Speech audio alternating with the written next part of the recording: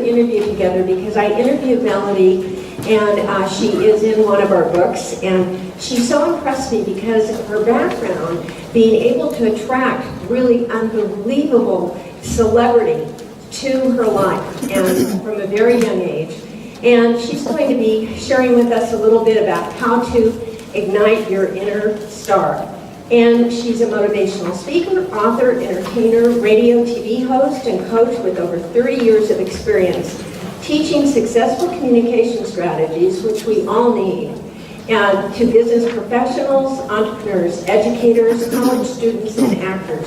And she has graced the stage with some wonderful people and has been mentored by such people as John Carson, Betty White, Bill Cosby, Brian Tracy, and Les Brown. So please welcome Melody. So we're just going to take a few minutes so Melody can tell us a little bit about her story because I was so impressed. Tell us a little bit about how you got started. That goes way back, last century, okay? When I was 3 years old. And I have a twin sister, and we started out, and by the way, it's Keymer, and we're the Keymer twins, and so we started when we were 3 years old, and our mom put us into a contest, a local market contest, a little grocery store, and we looked like these cute little Shirley Temples. If anybody remember Shirley Temple in that era? Okay. Anyway, little Shirley Temples, and we got up there, and she used to sing to us, I love you, a bushel and a peck. Do any of you remember that song? I love you, a bushel and a peck.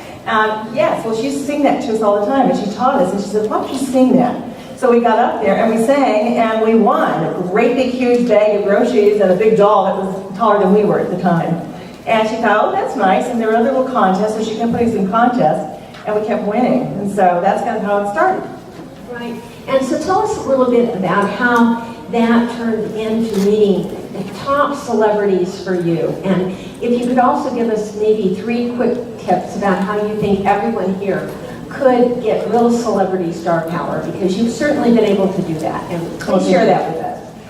Well, I'll tell you, what happened was when we were around 10 years old, we were with a group, we started singing and entertaining in USOs all over the country, but we were young, so Bob Hope era and all that, and we did not go overseas, which we would have loved to, but it was not a good thing at that time for us to do it. And so we were all these USOs, and we were getting involved with a lot of different people that were involved with that as well, and there were celebrities that were involved there. And so agents would come and talk to my mom, and so we ended up being in some films. Does anybody remember Dennis O'Keefe? He used to be with all John, remember that? Yeah, you remember that? Good for you. Okay, famous. Michael O'Keefe is his son. Everybody knows Michael O'Keefe. But anyway, he played the father for us in a TV series called the Jackson Twins series, and we were the twins in it. And our mother was played by Jan Clayton. Does anybody remember the series Lassie?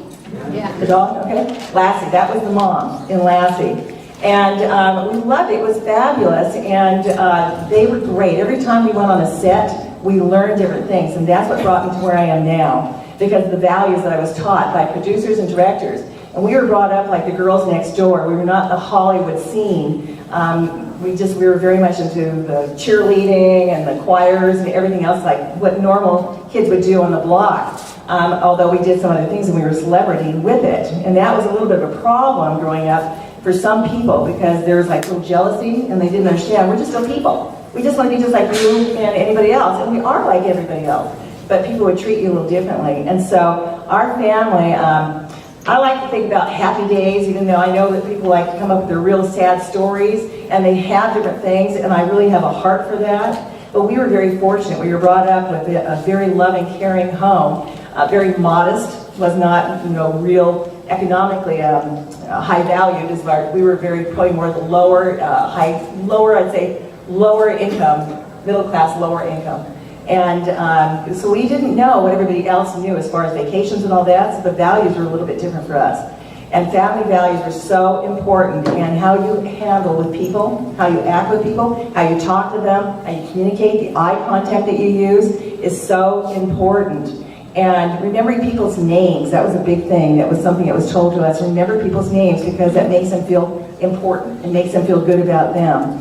And for meeting the celebrities that we did, that was one thing I remember. One producer told us on the set that we were doing, he said, watch this, because especially when you're in elementary school or high school, you have to have the tutors. And with those tutors, they hear everything that goes on behind the walls. And he said, watch what's said, watch how you act, watch what you do, because the ears have walls. And that was a real good lesson for us right off the bat, telling us that you really need to watch the communication skills that you have, the way you come across, the way you appear, the way you handle yourself, because that's how people are going to perceive you. And they're going to either think you're, either a spoiled brat, not liking you, or they're going to think, hey, you're very gracious, you have a lot of charisma, and which would you rather be? The snotty brat, or would you rather people think positive thoughts about you? How many want positive? Yes. Yeah, that's all that our family's all about, positivity, and really caring and being nurturing there. So with the celebrities, we kept meeting different people because of the gravity that we had, because of the values that we had. We were not quite like other people, and they saw that, and so they were very protective of us, very caring and nurturing, and that helped a lot. Because we were really authentic. We were who we were. We were not trying to be a snobby little high school teenager that was out there, I'm better than thou. We never thought that. We were always taught that, be a good little Christian daughter, and you go to church, you sing in the choir, and follow in your parents' footsteps, and I think that made a huge difference. So celebrity-wise, the people that we attract, we help them as far as getting on to different stages, and for me right now, I have moved into a little different direction because my twin sister and I have what's called Double Trouble. We were in a movie with Elvis Presley, and it's called Double Trouble. And with that movie, he kind of cloned us. And every time he'd see us, he'd say, oh, here comes Double Trouble. Oh, there goes Double Trouble. And we really enjoyed it. It was fun, and it kind of stuck with us. And but one thing that people don't know is about confidence and getting out there. There's so many actors and actresses, everybody thinks. And I think it was David. Where's David that was sitting with us earlier? David, you mentioned something. He said, you're not an introvert, are you?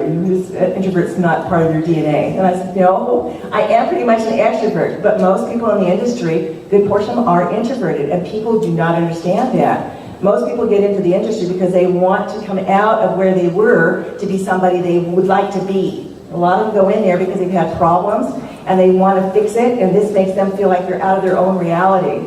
And then there's others that obviously just this is their life and that's what they want to do, and they're fine about it. But Johnny Carson was a person we were on, and this is really something. This is something where I learned stage fright. The second time I've actually learned stage fright. And that was in front of millions of that camera. I looked at that red camera light going on, and I froze in front of all these people, and he was asking questions. An interviewer's nightmare, right?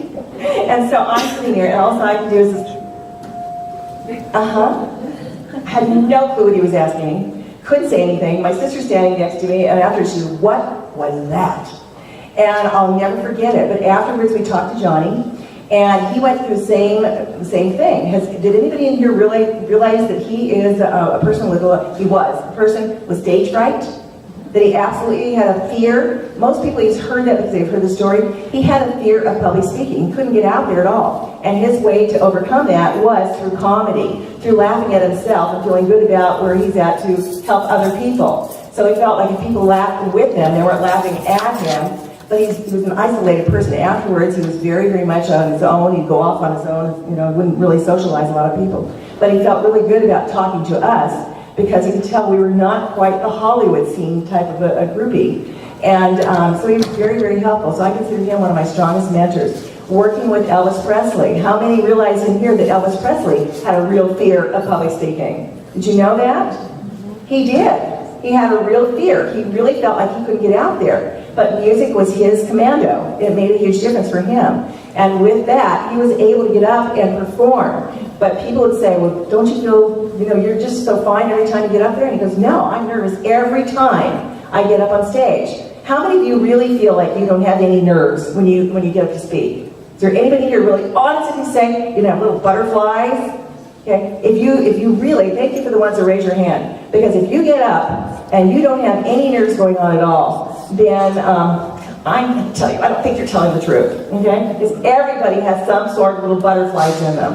And if you don't, then you're not at the top of your game. And that's one thing Elvis said to us. He says to everybody that's in his group, in his band, he told them, if you don't feel a little bit of anxiety, a little anxiousness, and a little bit of nerves in there, then you're going to feel like you're not going to do a great job. And he says you need to have that. That helps you. That gets your adrenaline going. It gets you more the energy that you need. So as far as getting celebrity on this, To me, it's get out there, get your message known, get into the public, you get in the media, you talk to Jill, you get that publicity out there because that gets you on the stages too. But get yourself out there. The book, I love it. May I show the book there? Yeah, okay. absolutely. All right. I was so happy with this. This is the first one I did. Now I've learned too, I'm not going to call it self-published. I'm going to call it independent. Okay? So this is an independent book now. Okay? And so with this is the first book that I did. Double Trouble. This is Double Trouble Transformation System for women, but men like it too. Okay? And it's fast and easy strategies to guide women in their transformation from parent to entrepreneur. And so many people have wanted this book, but a lot of them have stories about where we came from and where we are now. And we had a radio show called Double Trouble Talk Radio, and it was all about how to communicate your message with confidence, which makes a huge difference, because if you don't have that confidence out there, then, oh, Jill, am I doing okay? You're doing good. Okay, all right. So anyway, if you don't have that confidence out there, people will recognize it right off. And you may not know a lot about something, but if you come off and talk as if you do, then that's asking questions. All you have to do is ask questions to people. Act interested in other people, not interesting. And that was something I learned a long time ago, is that if you, Dale Carnegie was a big one too, all right? How to win friends and influence people. Because if you are really talking all about yourself, you're not learning, number one. What you're doing is you're just telling everything about you, and the other person's going to get bored. You want to learn about the other person. So find out what they're doing, what's in their prospects, and what direction they want to go in, and how you can help them. I know Laurel does this, and her program is fabulous. I love it. And her whole thing is ask, tell, ask. Ask, tell, ask. Ask, tell, ask. Now give me the credit card, right? Okay? And that's where it goes to it. But it is helping people all the time. So with the media and getting that celebrity, it's mainly getting yourself out there, getting your books. So this is one, and I like that very much, but this one, I really love this one that we just had, so I'm really proud of this. And I appreciate that very much, the opportunity that Vicki gave for me to be in this book. And so I have my copy, so my picture's in the middle. I love it. As well as you do that with yours too, and that's what people are buying like crazy right now. Ready, Aim, Influence. And what an incredible title that is. Because if you're ready, and you really take aim, then you have so much that you can influence people. And like it's been said here, everybody has a message in them. Everybody's unique. But people a lot of times do not know how to get that out there. And that's what I do. I help people to understand how they can attract any audience. They can get more clients, and they can explode their business because of the communication. It's all about communication. If you don't know how to communicate, then you're going to be behind the 8 ball. The biggest success you have is in communication. It makes a huge difference. And that's getting out on the media. Now, I'm not going to talk a lot about that because I know that we have Clint that's coming, okay? And so he's going to be talking all about getting on the media too. But that is a big key, getting out there, getting yourself. I've been on all the different TV channels. I've been on all different kinds of programs too, and that makes a huge difference on getting yourself known. And there's easy ways to do that, and we all in here can do that. Every single one of you can be on a stage. Every single one in here can be in the media in some way, TV, so that you get your presence known. Whether you think you are an actor or you don't have to be. You have a message inside of you, and that's what makes a difference. Get that message out, because people need what you have to say. Makes a huge difference. First impressions are a big thing. First impressions. It's hard to get back that first impression. So you want to make a powerful statement when you come out. I love this book. I think it has so many powerful statements in there. I think you did a phenomenal job. I'm so proud of everything you've done. I'm proud to be in this book. I want to thank you very much for that. Oh, my pleasure. And really, thank you to all that contributed to all the books, and the newest, which was Ready and Influence, which Melody is one of our contributors. One of the things I loved about our interview, and one of the things I love that she's speaking about today, is that in order to be heard, you really have to be externally focused. If you're nervous and you're concerned and you lack self-confidence, it might have a lot to do with the fact that you're focusing on you as opposed to the people that need to hear your message. And if you're focused on your message and you're focused on the service you're providing to them, then the sincerity will come through, and the celebrity will happen. And Melody is a wonderful person to help us get there.